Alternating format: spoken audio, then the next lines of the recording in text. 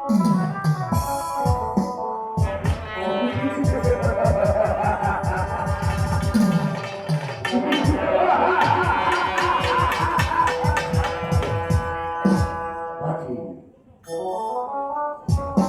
তুমি মৃত্যুর জন্য প্রস্তুত হও।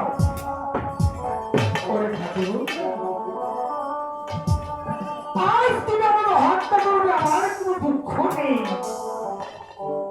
ওরে ঠাকুর, এই তো সময় পরবর্তীতে জানো যদি একটি ব্যক্তি মারা যায়, সে আল্লাহর গণনা দিয়ে তার কানে পৌঁছে দিয়ে তাকে ছেড়ে বিদায় করে দেয়। তাই কি তুমি আমার একটি বল সেই নদীর তোমার কানে পৌঁছে দিল। তুমি কি আমাকে চরম বিপদের মুখে ফেলে দিলে, তোমাকে হত্যা করার পূর্বে নদীর কলমা আমি তোমার কানে দেব। বাহ, তোমার এই শেষ ইচ্ছা আমি পূরণ করব। তবে আবার তুমি মৃত্যুর জন্য প্রস্তুত হও। তবে আমি তোমার নদীর কর্মা কানে দেব।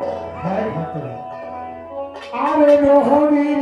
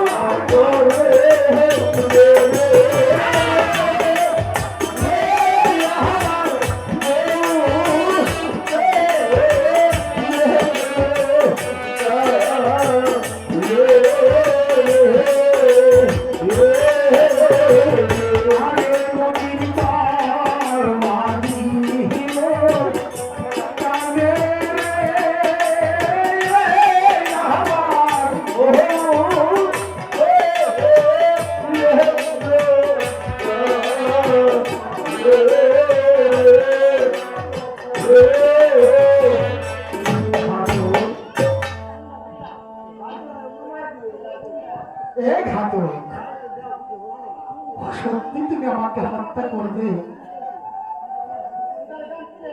বুঝতে পেরেছি। আমার পিতা যখন আমাকে ক্ষমা করতে পারেনি, আর তুই তো ঘাতক, তুই কেমন করে আমাকে ক্ষমা করবি? ওরে ঘাতক, আমি আজ এমন একটি সন্তান, মা থাকতে মানে পিতা থাকতে পিতা নেই। আজ আমাকে বিনা দোষে অপরাধী করছো ঘাত। পিতা তুলে দিয়েছে তোমার হাতে। ওই ঘাত তুমি ঘাত ঠিক আছে, তোমার তো একটি মন আছে ঘাত। সেই সেখান থেকে তুমি কি আমার একটু মায়া করো, আমার প্রতি একটু মায়া করো ঘাত। তো আমার প্রতি কি তোমার একটু মায়া হবে না? না গাছি, আজ আমি ভুলে গেছি আমি কোন পুত্রের পিতা। আজ আমি ভুলে গেছি আমি কোন সন্তানের বাবা। আজ আমি ভুলে গেছি আমার কোন স্ত্রী পুত্র আছে। আজ আমি শুধুই জানলাম ওরে ঠাকুর, আজ আমার একটি কর্তব্য, সেটা হচ্ছে আমার মনিবের হুকুম রক্ষা করা। আমি আমার মনিব বাদশাহ শাহ কেদারের মন খেয়েছি, তাই গোলাম হয়ে মনিবের হুকুম রক্ষা করবো, এটাই আমার ধর্ম। তুমি আমার মৃত্যুর জন্য প্রস্তুত হও। ঠাকুর, এই পৃথিবীতে এমনই ঠাকুর যারে তুমি ভাববা আপন আপন, সে তোমার আপন নয়। হ্যাঁ ঠাকুর, আমি বড় একা, আমার দুঃখ আমার কেউ নেই ঘাত। আমার দুঃখ আমার মনে থাক, চাই না তোমার কাছে বলতে।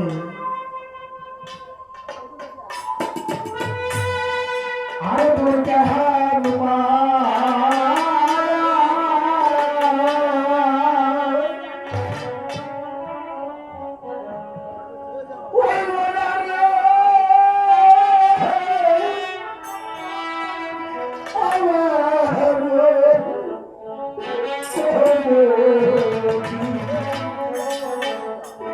আরে তোর কেন